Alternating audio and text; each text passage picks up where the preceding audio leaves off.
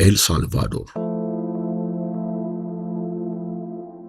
በአንድ ወቅት በዓለማችን አስከፊ የነፍስ ግድያ የሚፈጸምባት የነበረች ሀገር ዛሬ ግን በሌላ ታሪክ ትታወቃለች። ከሳን ሳልቫዶር በስተምስራቅ በኩል 74 ኪሎ ሜትር ርቀት ላይ የምትገኘው የዓለማችን ትልቁ ተብሎ የሚታሰበው የሽብርተኝነት ማቆያ ማዕከል ወይም ሴኮት በመባል የሚታወቀው አደገኛ እስር ቤትን እንጎበኛለን። ሴኮት ከግንብ በላይ ነው። የኤል ሳልቫዶር አዲስ ገጽታ መገለጫ ነው። በአንድ በኩል በሰላም የሚተነፍሱ ዜጎች፣ በሌላ በኩል ደግሞ በብረት ዘንግ ጀርባ የታፈኑ በ6 አሃዝ የሚቆጠሩ እስረኞች። ይህ ተራ እስር ቤት አይደለም። 40,000 ታራሚዎችን የመያዝ አቅም ያለው 166 ሄክታር መሬት ላይ ያረፈው ይህ ግዙፍ ግንብ የሀገሪቱን ታሪክ የቀየረ የውሳኔ ውጤት ነው። ፕሬዝዳንት ናይብ ቡኬሌ የጋንግ አባላት ፀሐይ አያዩ ብለው ቃል በገቡበት በዚህ ስፍራ ኑሮ እንዴት ነው? ወደ ውስጥ ለመግባት 7 የጥበቃ አጥሮችን ማለፍ ግድ ይላል። እያንዳንዱ አጥር ዘመናዊ የሙቀት መቆጣጠሪያ ካሜራዎችና የኤሌክትሪክ መሳቢያዎች ተገጥመውለታል። ከ800 በላይ ወታደሮችና የፖሊስ አባላት በየሰከንዱ ግቢውን ይከታተላሉ። እስር ቤቱ በ8 ዋና ዋና ክፍሎች የተከፈለ ነው። በእያንዳንዱ ክፍል ውስጥ 100 የሚጠጉ ታራሚዎች በአንድነት ይኖራሉ። እዚህ ፍራሽ የለም፣ ትራስ የለም። ታራሚዎች የሚተኙበት በብረት አልጋ ላይ ነው።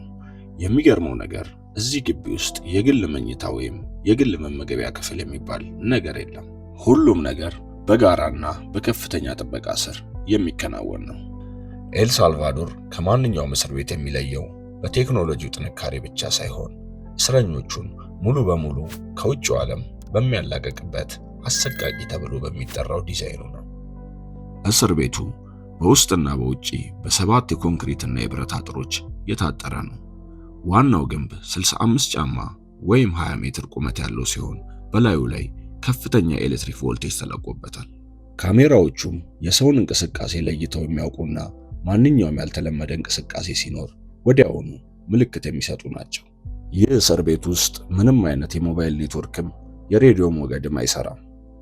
እስረኞች ከውጭ ካሉ የጋንግ አባላቶቻቸው ጋር ትዕዛዝ እንዳይለዋወጡ ለማድረግ አካባቢውን ሙሉ በሙሉ የኤሌክትሮኒክስ ግንኙነት እንዳይኖር ተደርጎ ታፍኗል። አብዛኛውን የእስር ቤቱ ክፍል ታራሚዎች ከክፍላቸው ወጥተው ግቢ ውስጥ እንዲንቀሳቀሱ አይፈቀድላቸውም። እስረኞቹ ቀኑን ሙሉ የሚቆዩት በሰው ሰራሽ መብራት ስር ነው። እንደ ሌሎቹ እስር ቤቶች ጂም፣ ላይብረሪ ወይም የእግር ኳስ ሜዳ የላቸውም። ታራሚዎቹ 24 ሰዓት የሚቆዩት በአንድ ክፍላቸው ወይም አዳራሻቸው ውስጥ ብቻ ነው። እስረኞች ለፍርድ ለመቅረብ ወደ ከተማ አይወጡም። በእስር ቤት ውስጥ የቪዲዮ ኮንፈረንስ ችሎቶች ተዘጋጅተዋል። ይህም እስረኞች በሚጓጓዙበት ወቅት ሊፈጠር የሚችለውን የማምለጥ ወይም የጥቃት ሙከራዎች ዜሮ ያደርጋል። የዚህ ግቢ ጥበቃ በ3 ይከፈላል። የእስር ቤቱ ዋና ጠባቂዎች በውስጥ ያለውን እንቅስቃሴ ሙሉ በሙሉ ይቆጣጠራሉ። ብሔራዊ ፖሊሶች በግቢው ዙሪያ ጥበቃ ያደርጋሉ። የመከላከያ ሰራዊቶች የእስር ቤቱን ውጫዊ ዞኖች በከባድ መሳሪያ ጭምር ይጠባበቃሉ። ታራሚዎቹ የሚለብሱት አንድ አይነት ነጭ ቁምጣና ነጭ ቲሸርት ብቻ ነው። ምግብ የሚቀርብላቸው በሴላቸው ውስጥ ባለችው ትንሽ ቀዳዳ በኩል ነው። ይህ አሰራር የታራሚዎቹን የግለኝነት ስሜትና የቡድን መንፈስ ሙሉ በሙሉ ሰብሮ ተስፋ እንዲቆርጡ ለማድረግ ታስቦ የተሰራ ነው። ይህ እስር ቤት የተገነባው በ1 ዓመት ውስጥ ነው። ዓላማውም በሀገሪቱ ለዘመናት ስር ሰዶ የነበረው የጋንግ ወይም የወረበላ ቡድኖች ሙሉ በሙሉ ለማጥፋት ነው። ዛሬ የኤል ሳልቫዶር መንገዶች ሰላም ሆነዋል። ነጋዴዎች የጥበቃ ክፍያ መክፈል አቁመዋል። ነገር ግን ይህ ሁሉ ስኬት የራሱ ጥያቄዎች አሉት።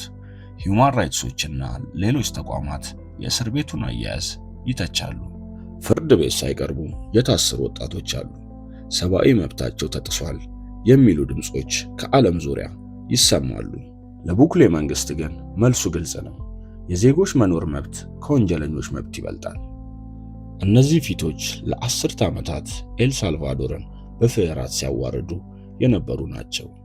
MS-13 እና ባሮ 18 በሰውነታቸው ላይ ያለው እያንዳንዱ ንቅሳት ዝም ብሎ ስዕል አይደለም። የፈጸሙት ወንጀል፣ የገደሉት ሰው ብዛት ወይም የቡድናቸው ታማኝ መገለጫ ምልክት ነው። በዚህ እስር ቤት ውስጥ ግን ያ ሁሉ ኩራት የለም። እዚህ ሁሉም እኩል ናቸው። ሁሉም ነጭ ቁምጣ ይለብሳሉ። ሁሉም በባዶ እግራቸው ይሄዳሉ።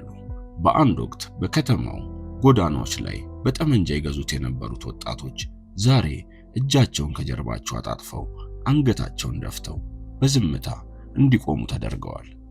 እዚህ ግቢ ውስጥ ጩኸት የለም፣ ንግግር የለም። ጥበቃው የሚጀምረው ከስነ ልቦና ነው። እስረኞቹ በቀን 2 ጊዜ ብቻ በሴላቸው ወጥተው ምግብ ይቀበላሉ። የሚመገቡትም እዚያው በተቀመጡበት ነው። የእስር ቤቱ ጠባቂዎች እንደሚሉት የእነዚህ ሰዎች ትልቁ ቅጣት ብቸኝነትና ተስፋ መቁረጥ ነው።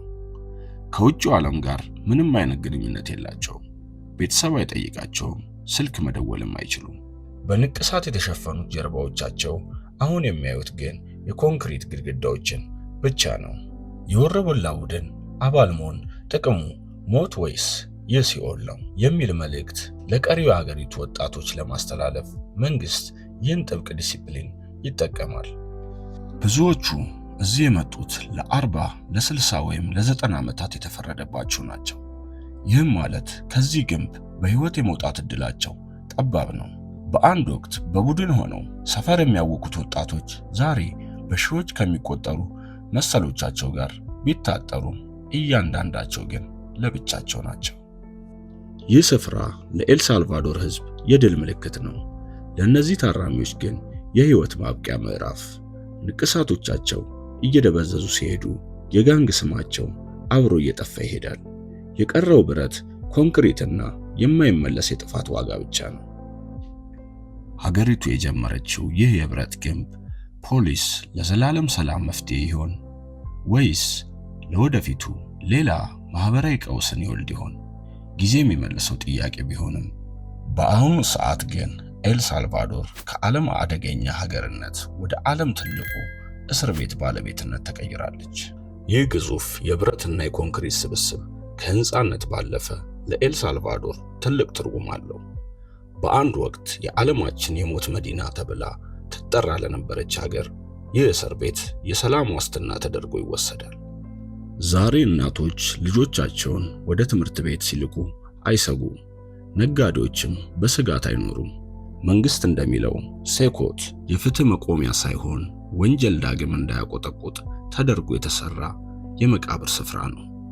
በመጨረሻም ግን ታሪክ የሚዘክረው ውጤቱን ነው። ኤል ሳልቫዶር ዛሬም በሽግግር ላይ ናት። በሺዎች የሚቆጠሩ የጋንግ አባላት በእነዚህ ግንቦች ውስጥ ዓመታትን ሲቆጥሩ፣ ውጭ ያለው ትውልድ ደግሞ ያለ ፍርሃት መኖርን እየተማረ ነው። ሴኮት የጭካኔ ምልክት ይሁን የጥንካሬ፣ አንድ ሀቅ ግን ግልጽ ነው። ይህ ስፍራ የሰው ልጅ ሰላምን ለማግኘት ምን ያህል ርቀት ሊሄድ እንደሚችል የታየበት ትልቅ ማሳያ ሆኖ ይቆያል። በዓለም ትልቁ እስር ቤት ውስጥ ፀሐይ አትወጣም። ነገር ግን ከግንቡ ውጪ ለምትገኘው ኤል ሳልቫዶር ግን አዲስ ቀን መጥቷል። ያ ቀን ምን ያህል ይዘልቃል የሚለው ግን የሚመልሰው ጊዜ ብቻ ነው። ቻናሉን ከወደዳችሁት ላይክ፣ ሼር፣ ሰብስክራይብ በማድረግ ቤተሰብ ይሁኑ።